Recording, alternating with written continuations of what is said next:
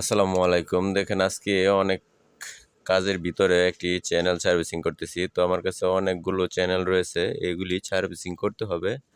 তো এই channel market থেকে কিনে এনে কিন্তু একদিন ব্যবহার করার পর এটাকে আর ব্যবহার করা যায়নি।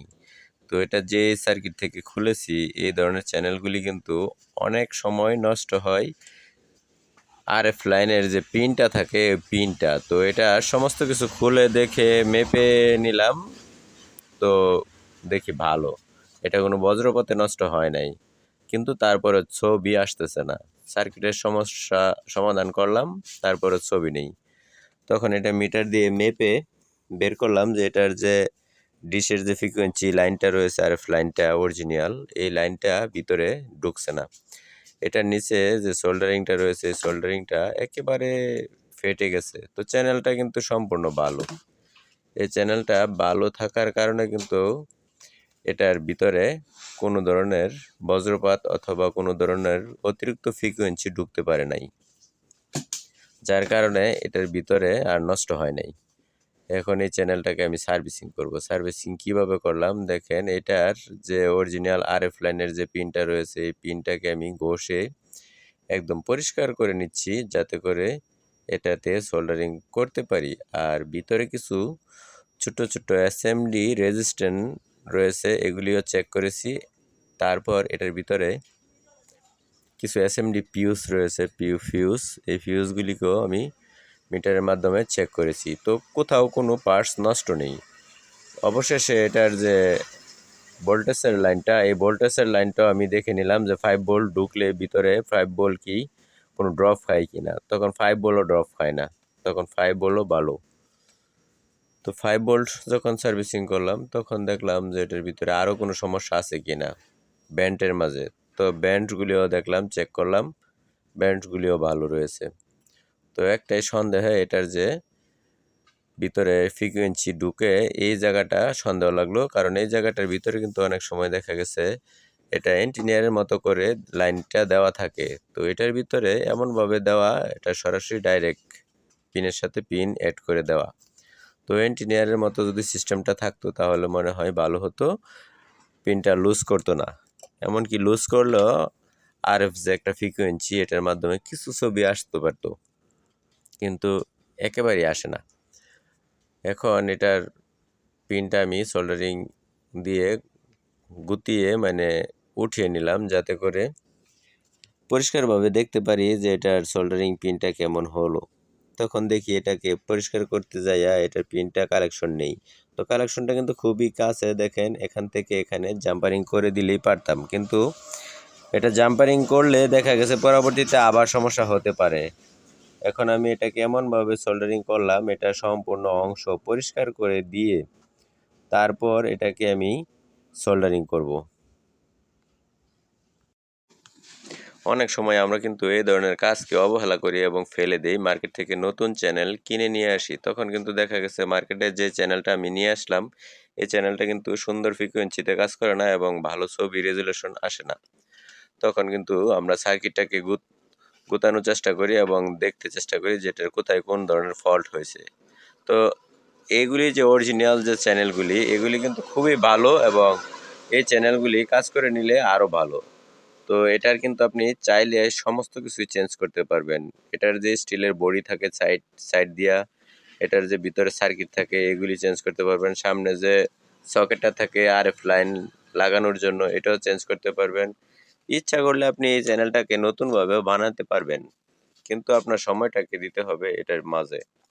যদি এই সময়টাকে আপনি দিতে পারেন তাহলে কিন্তু আপনি মার্কেট থেকে অনেক জিনিস কিনে আনতে হবে না, আপনি নিজেই তৈরি করতে পারবেন এবং বানাতে পারবেন এবং আপনি কাজ করে সাকসেসফুল হতে পারবেন, মনেও শান্তি পাবেন এবং আনন্দ পাবেন। দেখেন এটার কাজটা আমি কিভাবে করলাম।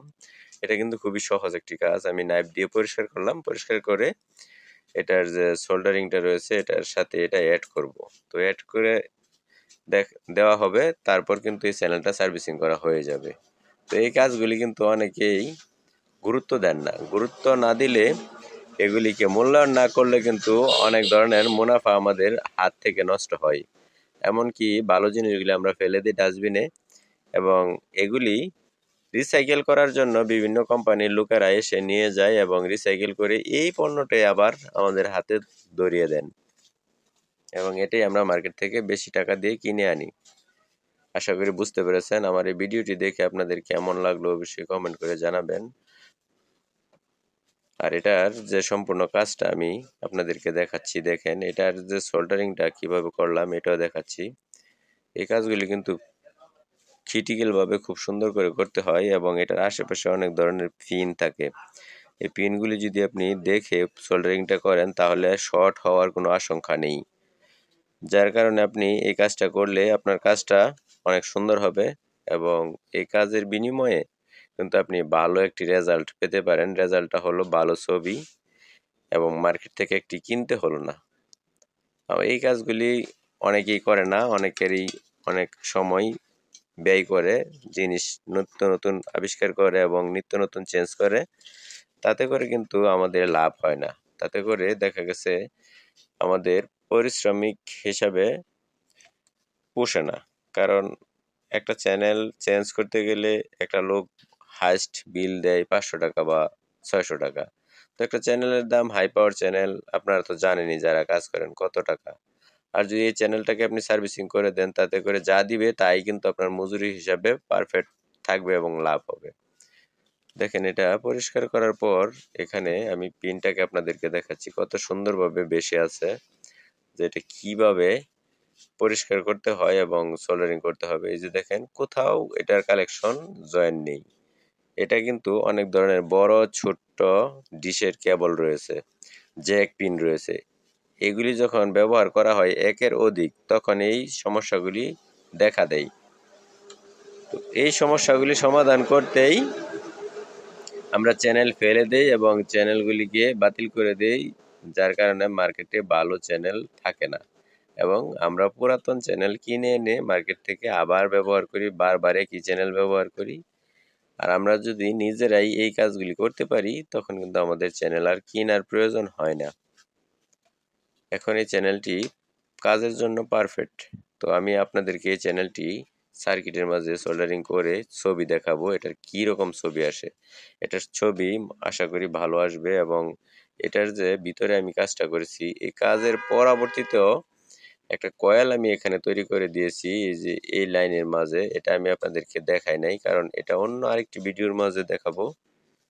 আমি এখানে কি একটি কয়েল ব্যবহার করেছি, এখানে কিন্তু পিএফ এর মাধ্যমে এসএমডি রেজিস্ট্যান্সের মাধ্যমে সমস্ত জাম্পারিংগুলি পার করে দেওয়া আছে। তো আমি কয়েলটা কিন্তু এখানেই ব্যবহার করেছি। এই টিভির মাঝে যদি এন্টিনিয়ার ব্যবহার নাও করা হয় এবং ডিশ নাও ব্যবহার করা হয় তারপরেও দেখবেন যে এটার মাঝে একটা আলাদা একটা ছবি আসতেছে, আরএফ লাইনে ফ্রিকোয়েন্সি কাজ করতেছে। এইভাবে আমি কাজগুলি করি। আমার অবশ্য অনেক সময় নষ্ট হয়, তারপরে আমি কেটে কেটে কাজগুলি করে দেই যাতে একজন কাস্টমার ভাই অনেক উপকৃত হয়। ভিডিওটি অনেক বড় হয়ে যাচ্ছে, তবে এই ভিডিওটিকে আমি পার্ট 1 পার্ট 2 দুইভাবে বিভক্ত করে দিমু। আপনারা দেখে লাইক কমেন্ট করে দিবেন এবং শেয়ার করে দিবেন যদি ভালো লাগে। এইটুকুই আপনাদের কাছে আশা করি। দেখেন এই চ্যানেলের সম্পূর্ণ কাজ ওকে হয়ে গেছে। এখন অন্য আরেক সময় আপনাদেরকে আমি দেখাবো এটা অন্য একটি টিভিতে লাগিয়ে। এই অল্প একটু কাজের জন্য কিন্তু আপনার পেরেশানি হতে হয় অনেক। দেখা গেছে গাড়ি দিয়ে যাবেন, চ্যানেল আনবেন, লাগাবেন, আরও অনেকগুলো সোল্ডারিং খুলবেন। তো ভালো থাকবেন সবাই। আসসালামু আলাইকুম।